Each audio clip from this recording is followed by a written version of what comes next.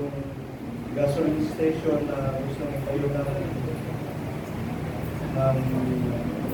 grupo nila Pastor Jeffy. Hindi ko lang alam kung ilang bahagi nun ay sa church. Kasi gusto nilang mag-share ang 100 family kung sino may gusto ng tag-1,000 para sa 100,000 pampaayos doon sa site ng gasoline station. Tapos marami ring resources siguro si Pastor Jeffy para kausapin to provide 1 billion para ipagawa yung gasoline station. Yun na, magiging develop yung lugar at magkakaroon na ng yung management. Gusto niya magkaroon ng tao talaga na tututok ka. Amen. Bigyan pala kayo ng updates kung kailangan niya ng mga mamamahala talaga doon sa kung meron pa. Kasi may mga nag-voluntary rin na gustong tumao sa gasoline station yun. Kanya lang, kung qualify ito sila. So yun yung mga development doon, at yun na yung junk shop na isa pang pinundan ni Pastor Jeffy. May mga laman na rin.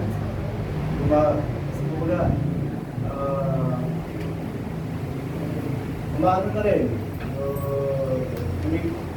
Kumikita na rin kahit kung paano, junk shop. So magkaroon din, sabi na, may pera dyan sa junk shop. Yun, pagbuhan ng junk shop ay naging pag-aari na ng church. So income noon, maging sa church. So yung mga bagay na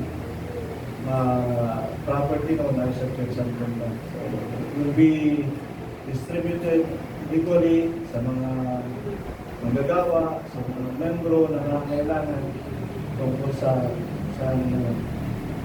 doon, laging nagsasabi si Pastor Jeffy, sabi na, yung mga walang-wala talagang maisahin, pwedeng lumapit sa kanya. Kasi yung income ng grocery naman na in-establish nila, sa kanyang sarili, hindi siya talaga kumukuha.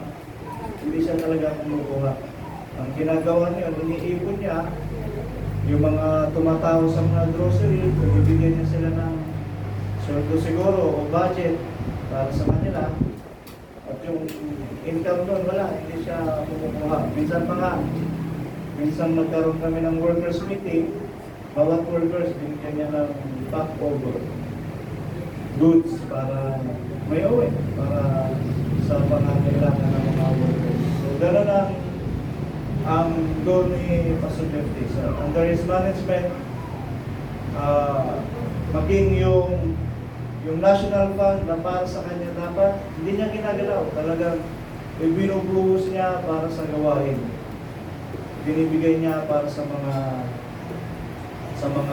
kapatid at sa mga manggagawa. At isa nga sa naging project niya ngayon, yung mga workers na senior.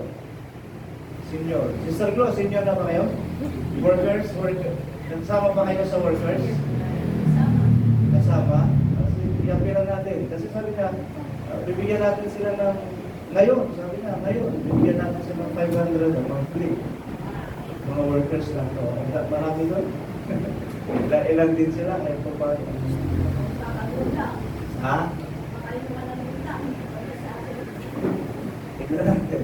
Kasi, siguro pag-usapan sa mga meron na rin. Blueprint, nakalista sila.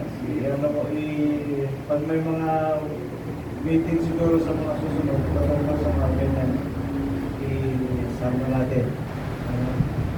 Pati nga ito si Pastor Pasawa, gusto namin isama kasi veteranong magagawa niya sa church. Kailangan din naman ng habang pinagpapala ang church, kailangan din naman nalang makinabang kahit pa paano kasi sila yung mga naunang nagpagaling sa puso. Ayan. So, yun yung mga development. Yung gusto rin ipangyari yung mga estudyante patungkol sa gawain ito. Basta, sabi niya lang, magkaisa ang mga manggagawa, magkaisa ang mga membro. Ang mga membro sa loob ng isang buwan, magkaroon kayo ng volunteer na 2 beses. Mag-volunteer kayo 2 beses sa isang buwan. Kami mga workers, weekly, nagkakaroon kami ng volunteer din. Gumagawa kami. Nagkaroon kami sa time gumagawa. Yung ibang mga membro na nag-volunteer, weekly din sila nag-volunteer, yung mga kasama namin doon sa church. Weekly sila, nag-develop yung sila, at kung ano yung pwede i-ayos.